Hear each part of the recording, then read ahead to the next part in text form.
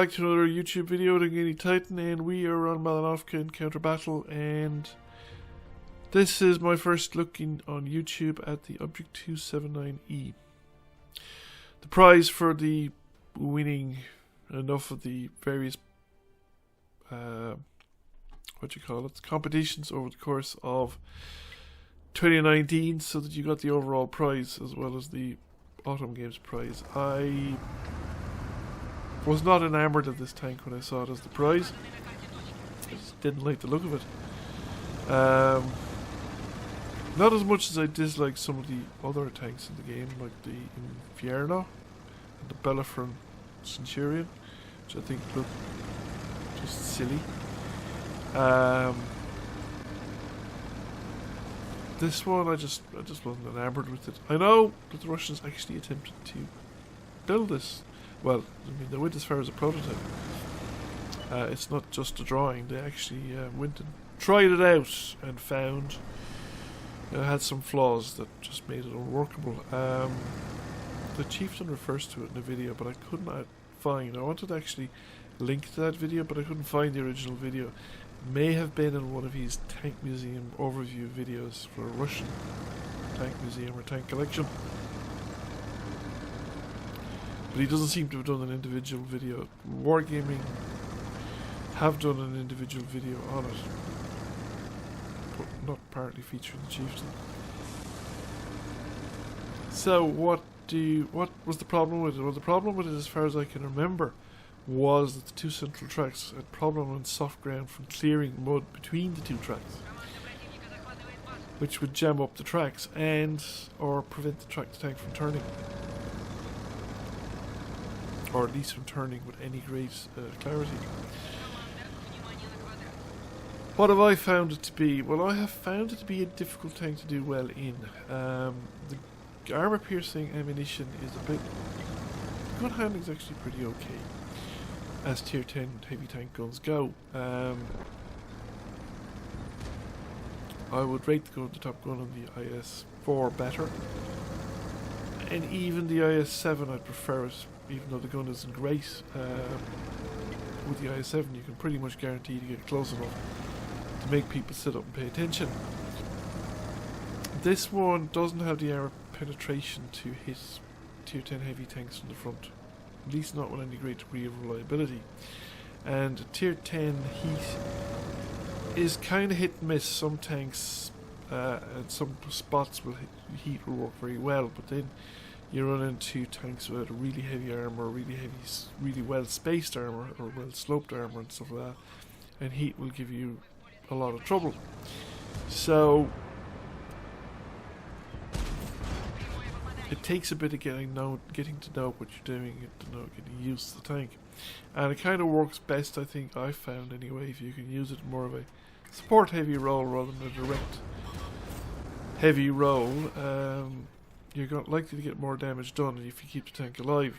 On the other hand, the tank has a couple of things that really annoyed me. Surprisingly enough, the tracks actually hold up fairly well, but the ammo racks. This thing is made of ammo racks.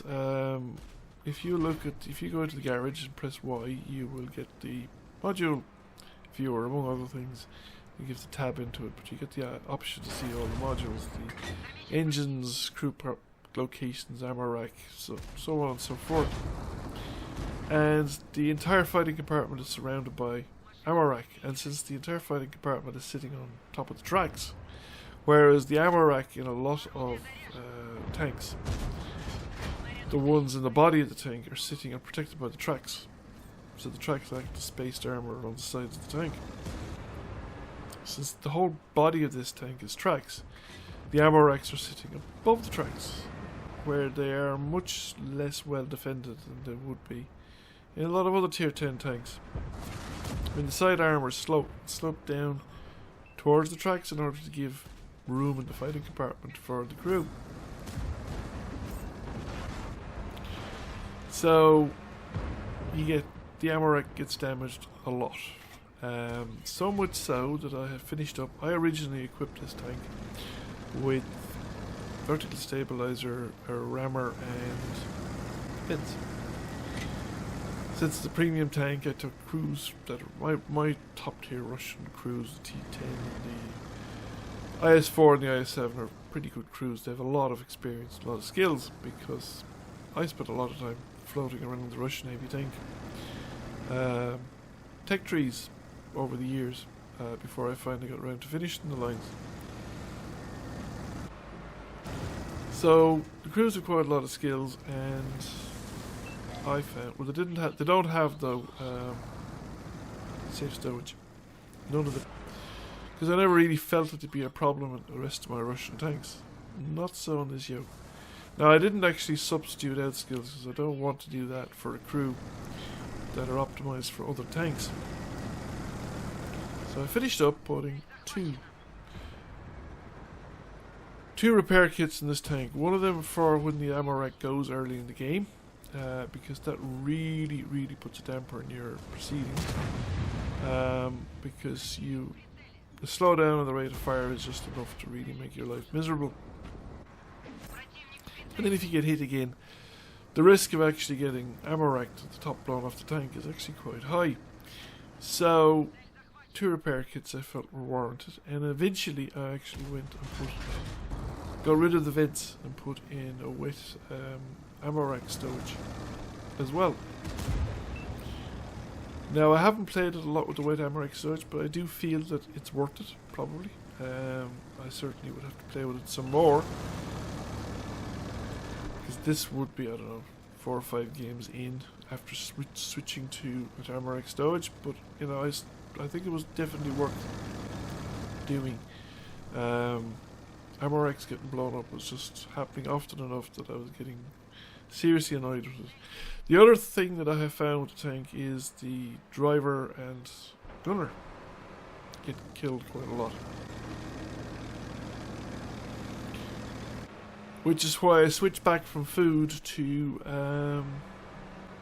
premium medical kit, because of the bonus you get from the medical kit to just preventing crew members being knocked out in the first place. Because yes, it really slows down with a driver, and mobility is actually one of the good things about this tank. It's fairly mobile for a heavy. Gunner getting knocked out is also pretty bad news, because you don't want poor gun handling. The armor piercing values are low enough, even with the premium ammo. You want to be able to pace your shots, pinpoint your shots, so you don't want anything that interferes with good shot placement. So there you have it. It was a fairly straightforward game. I mean, we went up, we took the top of the hill, the enemy didn't, and we pretty much won, and we've pretty much rolled them over as well, because we've only lost 4 tanks and they're down to 1, and I don't think that 279 is going to kill any more. Right, so that was me in a lot of games actually. I was not necessarily the last 279 alive in my team, in fact quite often I wasn't. I was inclined to push a little bit with this tank, and it doesn't work that well, and certainly not on its own. So, second class mastery, sniper, top gun.